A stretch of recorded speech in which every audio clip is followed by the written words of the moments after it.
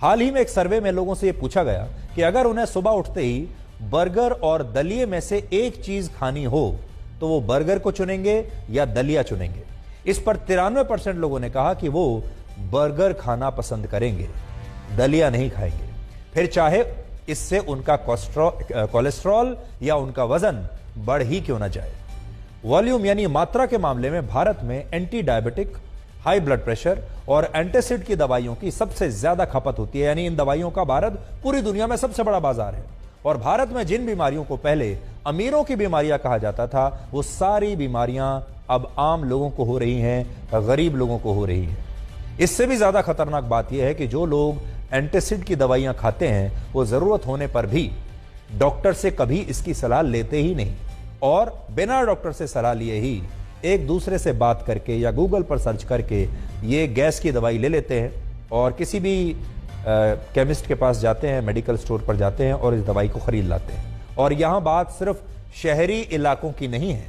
भारत के गांव में भी अब बहुत सारे लोगों को 2 वक्त की रोटी से ज्यादा 2 वक्त की गोली की चिंता रहती है। और आपको जानकर हैरानी होगी कि अब भारत के गांवों में लोगों का वजन और एब्डोमिनल फैट यानी पेट के आसपास का मोटापा बढ़ता जा रहा है। पहले ये जो मोटापा होता था ये सिर्फ शहर के लोगों को हुआ करता था,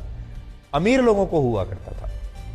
अब ये मोटापा गांव तक पहुंच रहा है और गांव के जो लोग हैं, ग्रामीण लोग हैं, वो भी ज्यादा बढ़ते वजन से परेशान हैं।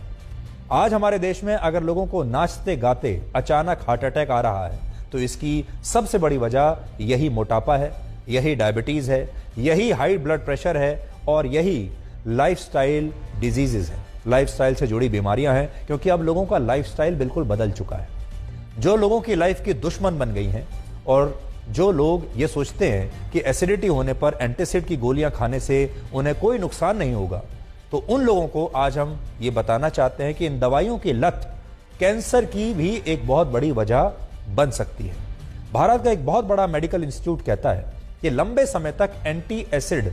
यानी एसिडिटी की दवाइयां खाने से न सिर्फ किडनी खराब हो सकती है बल्कि इसकी वजह से स्टमक कैंसर भी हो सकता है, पेट का कैंसर हो सकता है, जिसे हम गैस्ट्रिक कैंसर भी कहते हैं।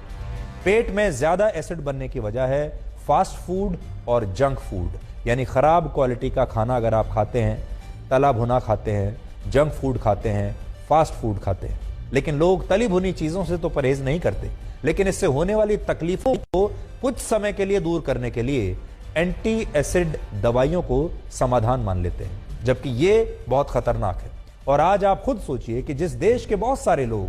पेट भर के दवाइयां खा रहे हों, वो देश कितना बीमार होगा और भविष्य में वो देश और कितना बीमार हो सकता है। हम बात बात पर कहते हैं कि हमारे देश में पूरी दुनिया में सबसे ज्यादा युवा हैं, हमारे पास सबसे बड़ी मैन पावर है, हम दुनिया का सबसे बड़ा प्रोडक्शन हब बन जाएंगे, हम चीन को भी पीछे छोड़ देंगे क्योंकि हमारे पास लोगों की ताकत है।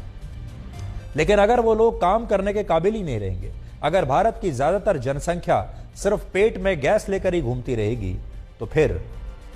ऐसी जनसंख्या की प्रोडक्टिविटी के बारे में आप सोच सकते हैं।